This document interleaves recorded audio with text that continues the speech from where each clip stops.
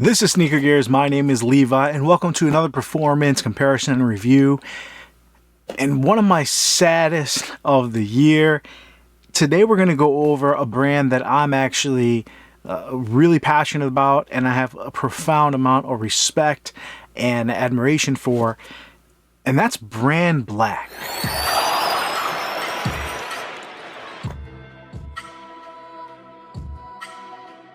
If you're new to the channel, thank you for joining. Please consider subscribing if you find it helpful. But we're talking about the BrandBlack Rare Metal 2. This beast of a shoe with tech specs galore, materials, craftsmanship, the performance thought that went into this, the design, the way it's cut, everything. There's so many good things about this shoe. BrandBlack is definitely a brand I fully support. I have their original J crossovers back when they sponsored Jamal Crawford when he was in the league, and I have a decent collection of just their shoes. This, right off the bat, let me tell you guys, is a $250 shoe. Yeah.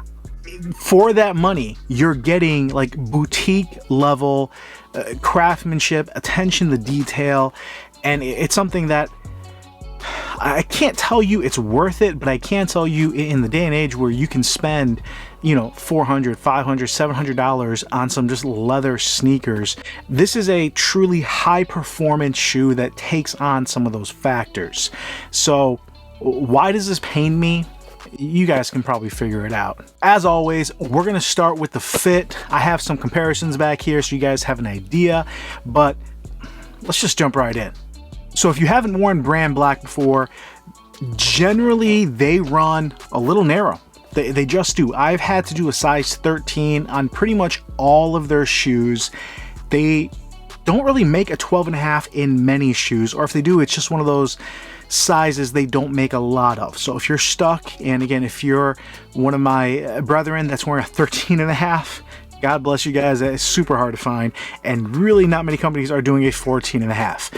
But half sizes on this, you definitely want to go a half size up if you have a wide foot in any way, whether it's a wide toe box or a wide midfoot. I went with a 13 because I did a 13 on the Rare Metal 1, on the Future Legend, on a bunch of their shoes. So I already kind of had an idea what I should be wearing. That being said, a 13 on this fit the width of my foot really just fine. So like right here, I really couldn't go any more narrow, so I couldn't do a 12, but I definitely had some length. So I wouldn't say it runs big, but yeah, you know what, I would, because this 13 is way bigger than some of my other shoes. It does feel a little bit long. I have to really torque these down. Now, similar to what a lot of running shoe companies have done, had multiple holes where you can kind of lace things up. You do have these lace holes on the bottom here, as well as on top. So you're actually able to pull back. So I actually use these, and that made a huge difference in the amount of lockdown I felt.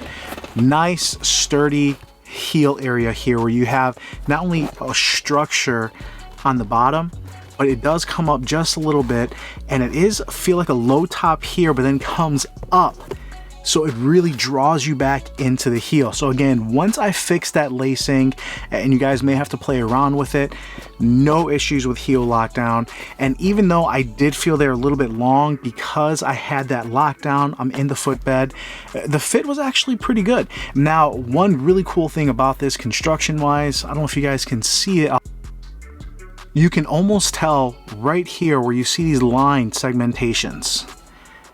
And what they do for the construction of this uses a Vibram light base outsole that's actually a single sheet of rubber. Really cool stuff, makes it really lightweight, incredibly durable, obviously from Vibram, you guys can see there, but it also means This actually molds to your foot. So for the wide footers, again, I actually did enjoy the fit, but it does run maybe a half size long. If you're a narrow footer, if you're a wide footer, you unfortunately have to go that half size up. So I wish it was a better sizing, but it didn't affect the quality of the fit or the gameplay, but I did have to really lock it down and play around the laces. So it was finicky. So let's just say it did take probably my first 2 or 3 sessions before I was able to enjoy the fit of these. Coming down to the support and a little bit of the materials, so each colorway is using a different material. They do have some new colorways coming out that are going to be using raw materials that are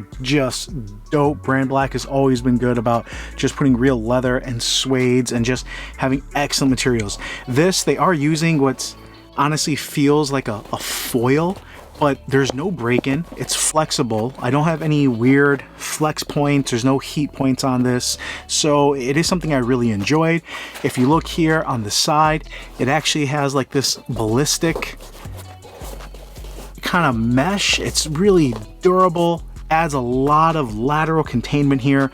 You actually sit just within the outsole or the footbed here, so you're kind of sitting in it. So this rubber does add a little bit, as it's kind of that vamp or that rand here where it holds you in. Completely flat base. So that's super easy, and I already talked about it. The way this construction, where you kind of have that high top if you want to lace it all the way up, you have a low top if you want to keep it laced a little bit lower, and it's really pulling you back into the heel cup, so you have that locked in fit, you have that lateral containment, and you have a really flat base that just gives you a shoe you can really trust as far as a support. Like it works. Now, as far as kind of teeter-tottering, I don't know if you guys can see it here.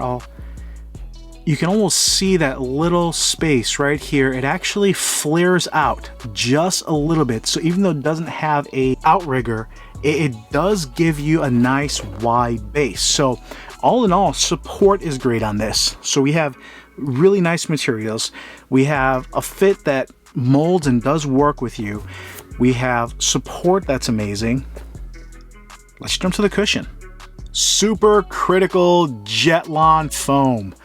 This is the stuff that BrandBlack kind of made a big deal about. I actually not DM'd, but just kind of put in the posts for BrandBlack, hey, does this feel as good as some of the other shoes? They had a Future Legend low a couple years back where the cushion felt amazing. And I'm like, hey, is it as good as that one? Is it better? Is it bouncier? And I would have to look back at the comments, but like, yeah, it feels like that one, but better. I'm like, okay, that's high praise. And I guess it would be bouncier, it would be softer, but it is completely encased in all this rubber. And I know they had to come up a certain amount for durability and construction and support reasons. And they have these slits here, as I showed you guys before, but these slits, even though they work for fitment, don't really allow this foam to naturally kind of rebound and expand.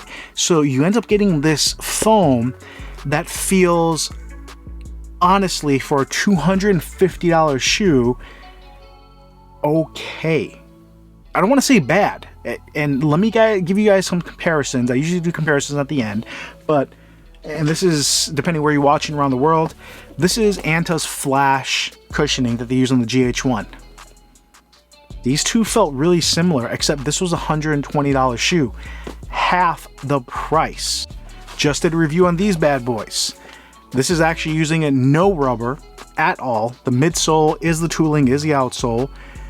It felt similar to this, except this is lighter. And the whole point of having this incredibly unique construction of outsole is to keep this light and durable. So obviously this may be way more durable than this one, and I don't know if I'm going to test that out, but they were really close, and I actually thought this had better impact protection just out the box. Maybe this was slightly more bouncy, but on hard landings and hard jabs, like, this wasn't as cushioned as I thought it would be. And I don't have the new ones, but last year's model, which was a $225 shoe that again had just incredible materials, the way it weighed 8. Maybe I'm going to get the 9, but usually I get the even years. This cushion had, again, kind of a nitrogen infuse, and this was a super critical. I believe it has some nitrogen in it. This felt a little bouncy, really well cushioned. This felt like it was worth it. This cushion was somewhat of a letdown. It really was. It didn't feel special. It didn't make me feel closer to the court.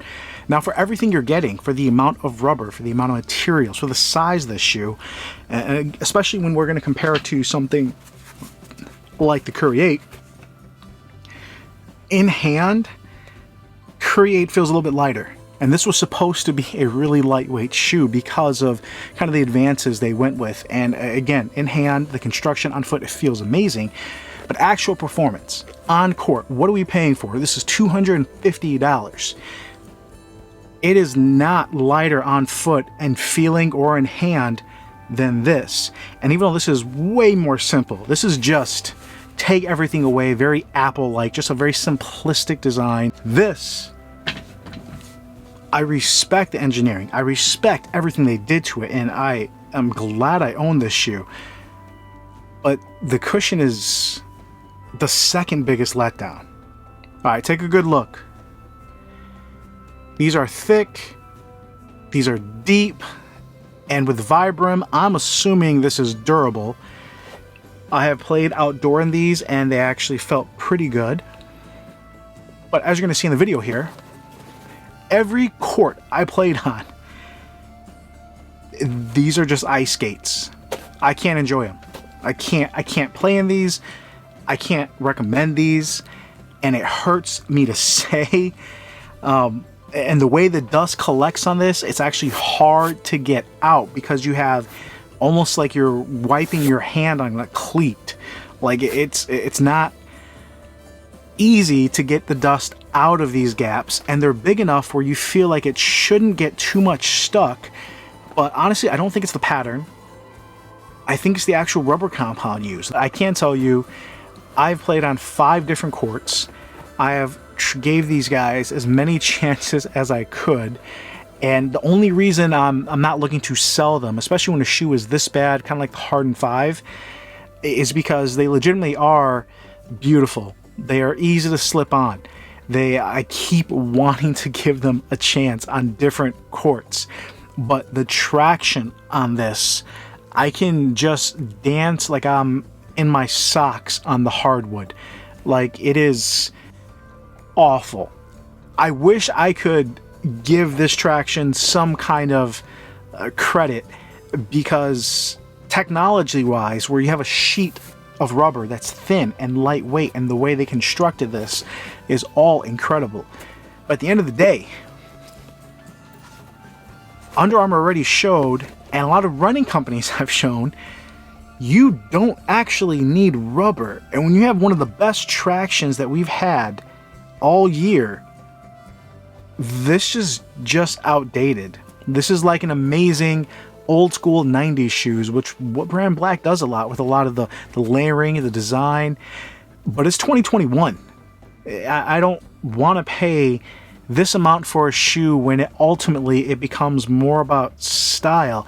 Now, I don't know who they have wear testing. I don't know what courts they've been on. Here in Chicago, on multiple courts, I was never able to have anything remotely resembling some kind of traction that I would actually play competitively on outside of some just light shoot-arounds. And I tried. I played in these hours to try, and ultimately I ended up just playing at 30% of the speed. I played really carefully because I just knew I was gonna fall. So this is one that hurt, because I do love the brand. I do love a lot of the things about this shoe, and I believe you do get what you pay for as far as the materials, the construction, and the engineering, and at least to me, even the design, and even the brand that you're supporting.